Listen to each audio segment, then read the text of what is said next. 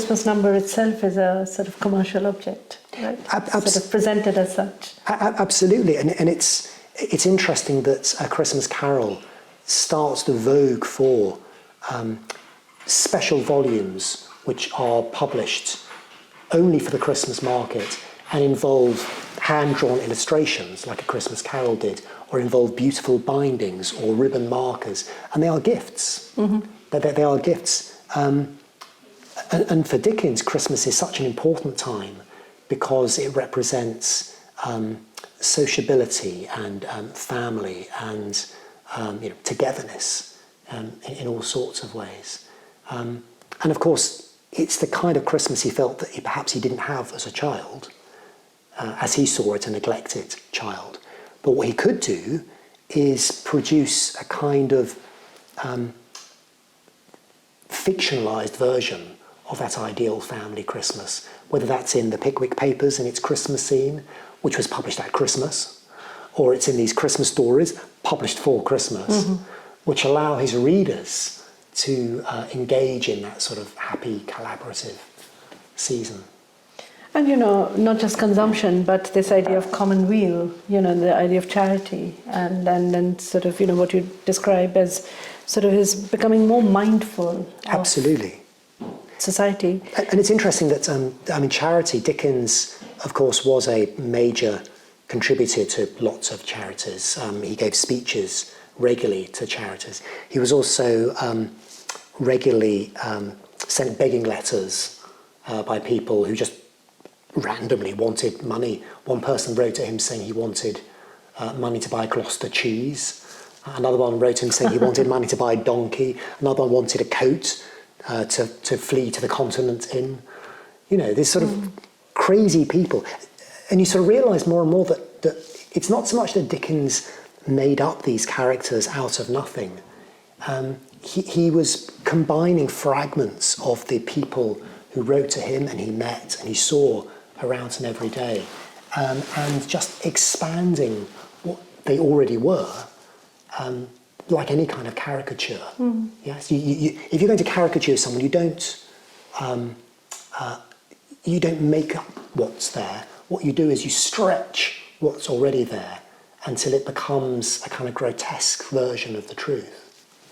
Robert, I had a question about the format and the text of these books, because, obviously this is a movement away from the magazine, from the part issue, and we have read in these books, especially the preface to Martin Chuzzlewit, where Dickens himself is worrying about the temptations of the monthly number. He wants to keep a steadier eye on general purpose and design. So do you see the books as achieving that you mentioned gathering together, knitting together? So is that what the book is? A different kind of maybe failed whole than the magazine and the serialized magazine issue? I think that was the aim. That was certainly the ambition. As he got older, he wanted to be seen as a serious novelist. And in fact, even the fact that Oliver Twist was the only one of his novels that was published in 3 volumes. But there are still echoes of that later on. So even something as short as A Tale of Two Cities, we see is published in 3 books. Mm-hmm. Book the first, book the second, book the third. So there are echoes of that desire to be a proper, serious novelist who could be put in the lending libraries like the other 3-volume writers. I'm not sure it's that successful.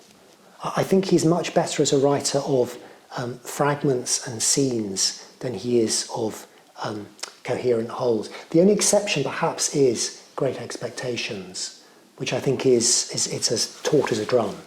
There is not a word out of place in that novel. But otherwise, I think there's perhaps, it's not a coincidence that Dickens is often quoted. He is often in dictionaries of quotations, and in the 19th century was often in anthologies of kind of beautiful extracts, precisely because he tends to produce stuff which can be beautifully extracted. And I think you mentioned melodrama, so that's a very interesting comparison because the way in which it's serialized is very much like the way a melodrama progresses, where it's not a sort of end-oriented form. It's really the fun is to be had along the way. It's sort of in the process, and all these ways in which the novels work, giving us reminders and mnemonics and sort of kind of building a character sort of through these scraps, instead of sort of giving us something a little more wholesome. But is there something, did he feel that this book form is more timeless in comparison to the weekly, monthly, biannual format? Is that another sort of in his bid for posterity or posthumous reception? Is that something that's playing on his mind? It's a really interesting question, because you're absolutely right that although he wanted his writing to be timely, which is why often he satirized things that were in the news, and it's why he publishes scenes involving Christmas at Christmas time. He also, of course, yes, he wanted his writing to be timeless. And the best writing, I think, especially when it's published in some of his journals, like All the Year Round, as the title of the journal would suggest, All the Year Round, he wants it to be both timely and timeless. Yes, he wants it to be not just purely contingent, but at the same time he wants it not to be sort of dry and abstract either. So it's trying to find that balance in his mind between what will speak to and for his readers, but at the same time will still be relevant as it is now. And I think it is. I mean, as Ezra Pound said about literature, it's news that stayed news. And I think that when it comes to the way that Dickens describes bankers, or it describes child neglect, or describes poverty, or fog, then yeah, I think his writing is news that stayed news. One of the things these books allow us is look at the sort of great sort of variety of illustrations, and you've already touched on this. And I wonder what sense you make of these kind of almost comic illustrations in books that are about loss, trauma, as you yourself mentioned, disfiguration. I'm thinking about Esther Summerson in Bleak House. It's one of the most beautiful evocations of what it is to be disfigured and thereby released from the angel in the house to something larger, something more excursive and expansive, maybe a figure of social reform. So where do the illustrations sit over time? They begin with these sort of, as you said, this kind of almost in a collaborative framework where the image and text are working hand in hand, and you're not sure if Dickens is the primary or secondary contributor. But then, of course, he takes over the author, the signature. His signature is no longer a counter signature. Right? So I would love to hear more about what you thought about the illustrations and their function in the books as they themselves darkened. Yeah, I mean, the illustrations in some ways are a supplement rather than an illustration. And by that I mean that they aren't required for you to get a full sense of the visual world that Dickens is creating. What they do, though, I think, is offer a series of cues or clues to the reader about the right attitude to take to what we are reading. So when they curl into melodrama, or when they kind of flatten out into farce, what the illustrations are doing is they are giving us a kind of nudge, as if to say, this is the kind of story you are reading.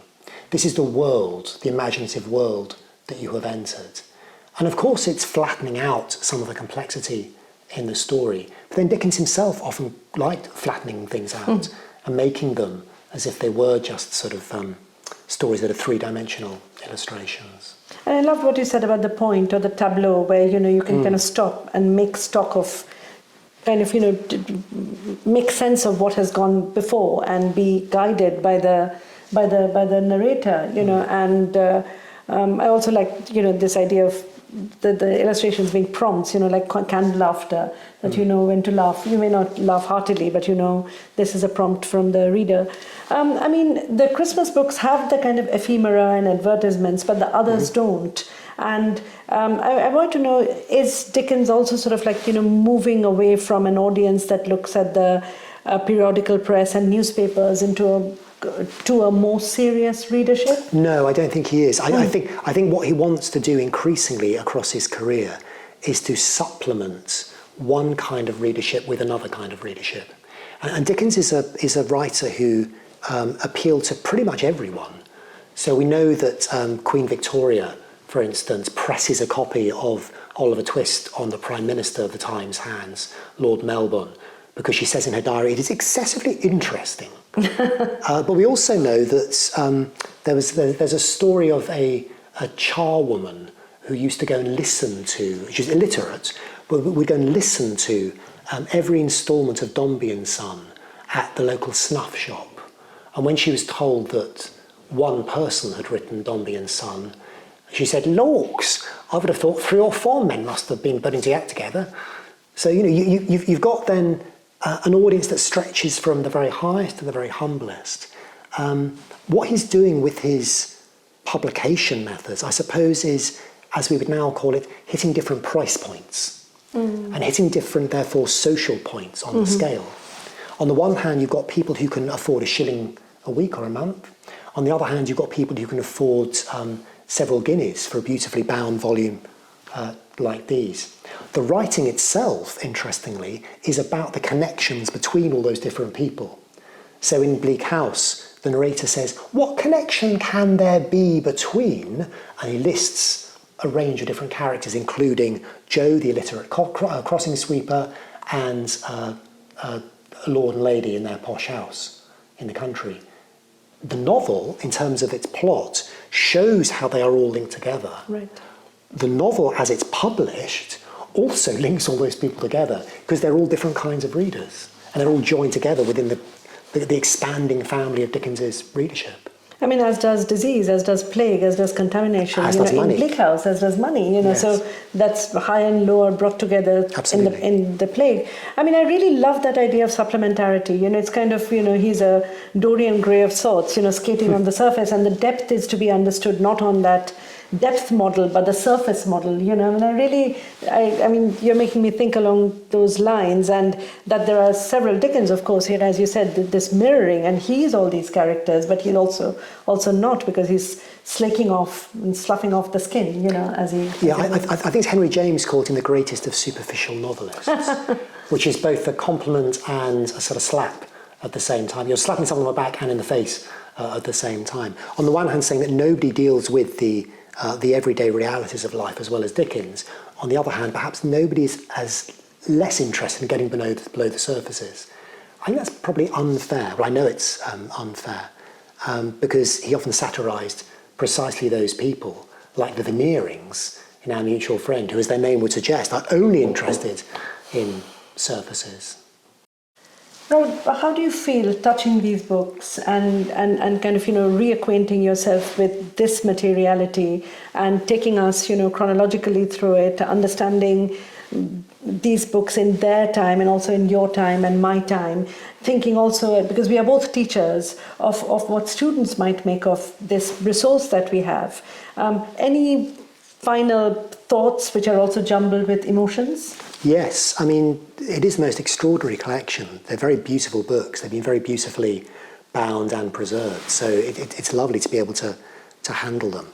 And in doing that, what I realise, is, of course, that Dickens is not just an idea. He was a real person producing real objects for real people. And what you get, I think, when you pick up and handle these books is it's as if you are touching the past itself.